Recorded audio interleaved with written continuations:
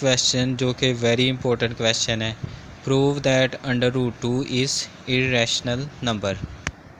तो हम इसको कॉन्ट्राडिक्शन मेथड से करेंगे। तो हम सपोज़ करेंगे, suppose under root 2 is a rational number.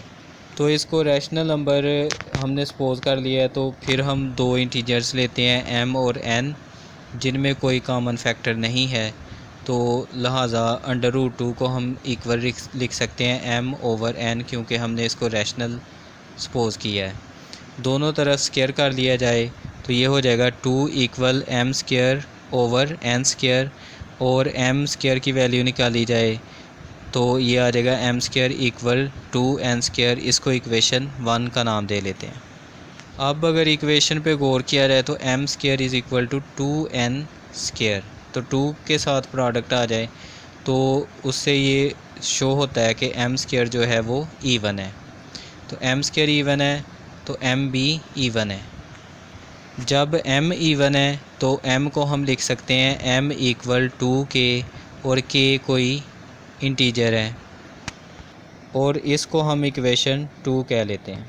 अब इक्वेशन 2 में से m की वैल्यू को हम इक्वेशन 1 में पुट कर देते हैं। तो इक्वेशन 1 बन जाएगी 2k whole square equal 2n square. तो सॉल्व करने पर ये हो जाएगा 4k square equal 2n square. n square की वैल्यू लें तो वो आ जाएगी 2k स्क्वायर। तो यहाँ से हम कंक्लूड कर सकते हैं कि n स्क्वायर इवन है, क्योंकि 2 के साथ इसका प्रोडक्ट है। n स्क्वायर इवन है तो n भी इवन होगा। ये हम पीछे प्रूव कर चुके हैं। पीछे हम प्रूव कर चुके हैं कि m भी इवन है। अब n भी इवन है, m भी इवन है, तो इसका मतलब दोनों में एक कॉमन फैक्टर आ रहा है 2।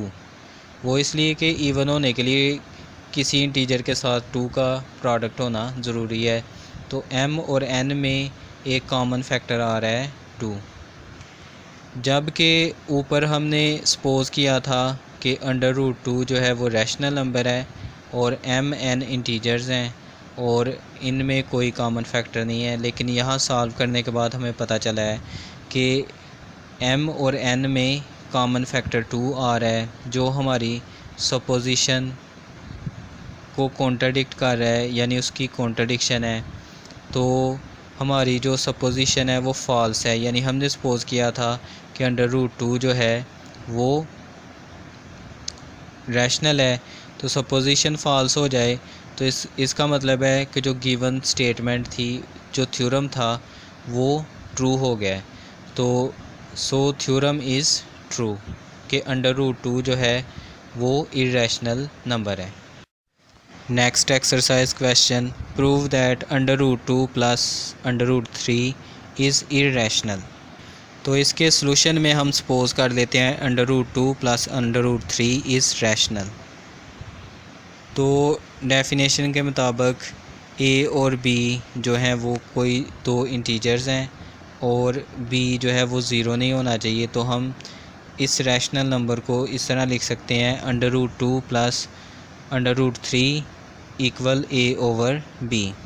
अगर दोनों तरफ स्क्वायर कर लिया जाए तो स्क्वायर को ओपन करने के बाद अंडर रूट 2 का स्क्वायर जो कि 2 आ जाएगा, प्लस अंडर रूट 3 का स्क्वायर जो कि 3 आ जाएगा, और plus 2 into under root 2 into under root 3 equal हो जाएगा a square over b square. यहाँ से 2 प्लस 3 5 हो के दूसरी साइड पे चला जाएगा।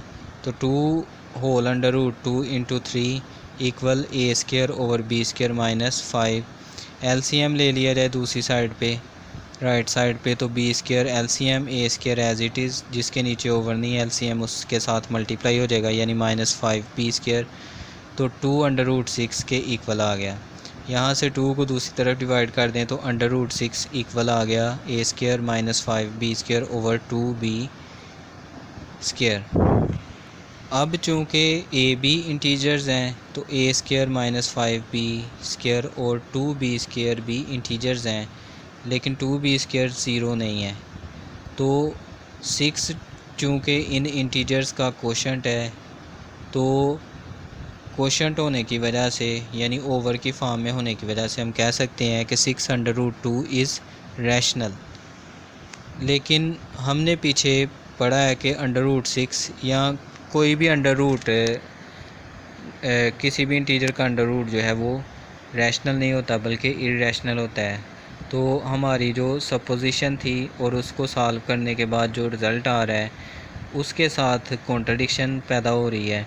तो इस कॉन्ट्रडिक्शन की वजह से हम कहेंगे कि हमारी सपोजिशन फॉल्स है और जो गिवन स्टेटमेंट है वो ट्रू है, यानी √2 + √3 जो है वो इरेशनल है।